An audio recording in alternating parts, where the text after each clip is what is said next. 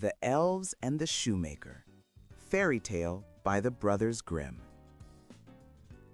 There was once a shoemaker who worked very hard and was very honest, but still he could not earn enough to live upon.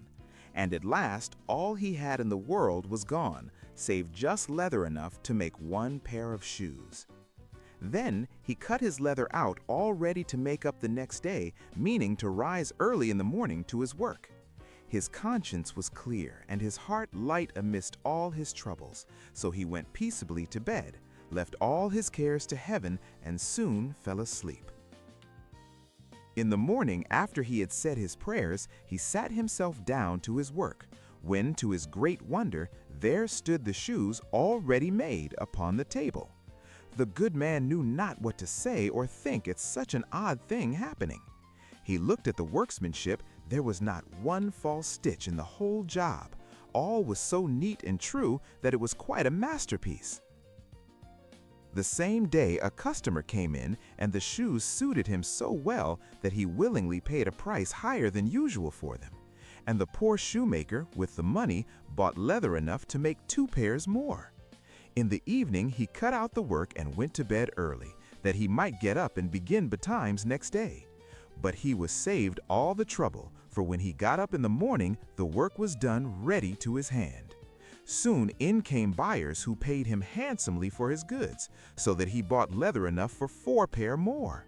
He cut out the work again overnight and found it done in the morning as before, and so it went on for some time.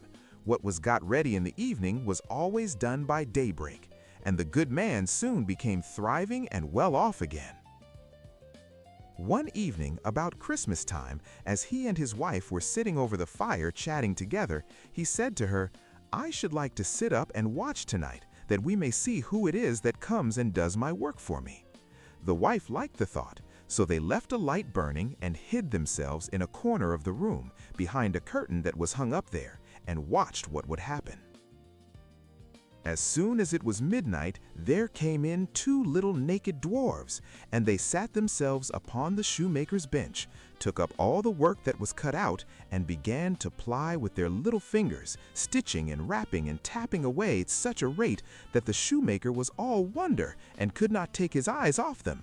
And on they went till the job was quite done, and the shoes stood ready for use upon the table. This was long before daybreak, and then they bustled away as quick as lightning. The next day the wife said to the shoemaker, "These little wights have made us rich, and we ought to be thankful to them and do them a good turn if we can.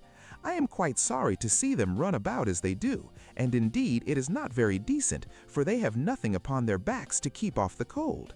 I'll tell you what, I will make each of them a shirt and a coat and waistcoat and a pair of pantaloons into the bargain, and do you make each of them a little pair of shoes."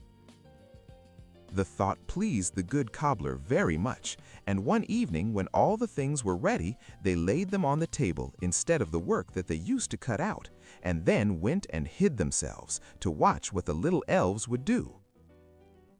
About midnight in they came, dancing and skipping, hopped round the room, and then went to sit down to their work as usual.